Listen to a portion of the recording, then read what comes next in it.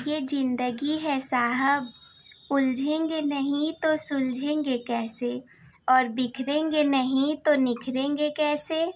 Hello student, स्वागत है आप सभी का हमारे YouTube channel smart student with Shraddha में। मैं आप सभी का स्वागत करती हूँ। आज का ये जो हमारा वीडियो है ये उन सभी स्टूडेंट्स के लिए मोस्ट इम्पॉर्टेंट होने वाला है जो कि पढ़ रहे हैं कक्षा 6, 7, 8, 9, 10, 11 एवं 12 में। अब इतने ज़्यादा लोगों के लिए क्यों इम्पोर्टेंट होने वाला है?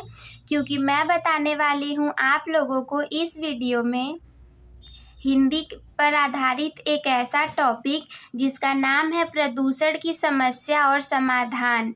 ये एक निबंध है और ये निबंध हमेशा सबकी परीक्षाओं में पूछा जाता है। तो चलिए शुरुआत करते हैं। देखिए, सबसे पहले जब आप लोगों को किसी भी टॉपिक पर निबंध लिखना रहेगा तो सबसे पहले आप लोग बनाएंगे उसकी रूपरेखा। रूपरेखा में सबसे पहले हम डालते हैं प्रस्तावना। उसके बाद जो भी टॉपिक का नाम रहेगा हम उसका अर्थ लिखते हैं। उसके बाद अगर उसका कोई प्रकार है तो हम उसके प्रकार को डालते हैं। फिर जो रहता है उसकी समस्या और उससे हानियाँ डालते हैं। फिर जो टॉपिक रहेगा अगर उसका कोई समाधान है तो उसे लिखेंगे। उसके पश्चात हम उसका उपसंहार लिखते हैं जिसमें हमें लिखना होता है कि अब हमें क्या करना चाहिए। ये हमारा है प्रदूषण की समस्या और समाधान। तो रूपरेखा में सबसे पहला हम लिखेंगे प्रस्तावना, प्रदूषण का अर्थ, प्रदूषण के प्रकार, प्रदूषण की समस्या तथा इससे हानियाँ, समस्या का समाधान और उपसंहार। सबसे पहला हम हेडिंग डालेंगे प्रस्तावना। अब सबसे पहला देखेंगे हम प्रस्तावना, जिसमें हम लिखेंगे आज का मानव औद्योगिकरण के जंजाल में फंसकर स्वयं भी मशीन का एक ऐसा निर्जीव पुर्जा बन करके रह गया है कि वह अपने पर्यावरण की शुद्धता का ध्यान भी न रख सका। इसका मतलब है कि आज का जो मनुष्य है वो कल पुर्जे, मशीन, रोबोट इन सभी को बनाने में इतना बिजी है कि अपने पर्यावरण की सुरक्षा नहीं करता, पेड़ पौधे भी नहीं लगाता। अब दूसरा हम देखेंगे प्रदूषण का अर्थ। संतुलित वातावरण में ही जीवन का विकास संभव है। जब वातावरण में कुछ हानिकारक घटक आ जाते हैं तो वे वातावरण का संतुलन बिगाड़कर उसको दूषित कर देते हैं। इस प्रकार वातावरण के दूषित हो जाने को ही प्रदूषण कहते हैं। इसका अर्थ है कि वातावरण में सभी चीज़ें एक निश्चित मात्रा में मिली हुई हैं। अगर उन सभी चीज़ों में से किसी में भी कुछ कमी या अधिकता हो गई तो उससे उत्पन्न होता है प्रदूषण। फिर हम देखेंगे प्रदूषण के प्रकार। आज के वातावरण में प्रदूषण इन रूपों में दिखाई देता है, जैसे पहला वायु प्रदूषण, दूसरा जल प्रदूषण, तीसरा ध्वनि प्रदूषण, चौथा रेडियोधर्मी प्रदूषण और पांचवा रासायनिक प्रदूषण।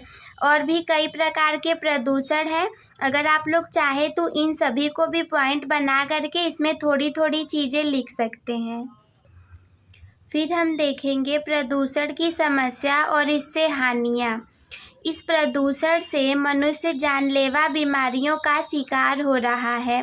कोई अपंग होता है तो कोई बहरा, किसी की दृष्टि शक्ति नष्ट हो जाती है तो किसी का संपूर्ण जीवन। ये बहुत ज़्यादा इम्पॉर्टेंट पॉइंट है कि प्रदूषण हमारे जीवन में है तो हमें कितनी सारी समस्याओं का सामना करना पड़ रहा है, जिसमें से कई लोगों की प्रदूषण की वजह से जान भी चली जाती है। कितने लोग अंधे, कितने लोग बहरे और कितने लोग अपंग हो जाते हैं।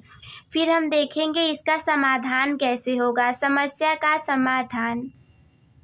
वातावरण को प्रदूषण से बचाने के लिए वृक्षारोपण सर्वश्रेष्ठ साधन है। दूसरी ओर वृक्षों के अधिक कटान पर भी रोक लगाई जानी चाहिए। ये बहुत बड़ा पॉइंट है कि अगर हम वृक्षारोपण करें, वृक्षारोपण का अर्थ है अधिक से अधिक पेड़ लगाएं और दूसरी तरफ हम वृक्षों की कटाई पर भी रोक लगाएं तो हम प्रदूषण की समस्या को कम कर सकते हैं। सबसे अंतिम में हम देखेंगे उपसंहार, जिसमें हम लिखते हैं कि हम इसे ठीक कैसे कर सकते हैं। प्रसन्नता की बात है कि भारत सरकार प्रदूषण की समस्या के प्रति जागरूक है। उसने 1974 ईस्वी में जल प्रदूषण निवारण अधिनियम लागू किया था। यदि जनता भी इन कार्यक्रमों में अपना सहयोग दे तो निश्चित ही हम प्रदूषण के दुष्परिणामों से बच सकेंगे।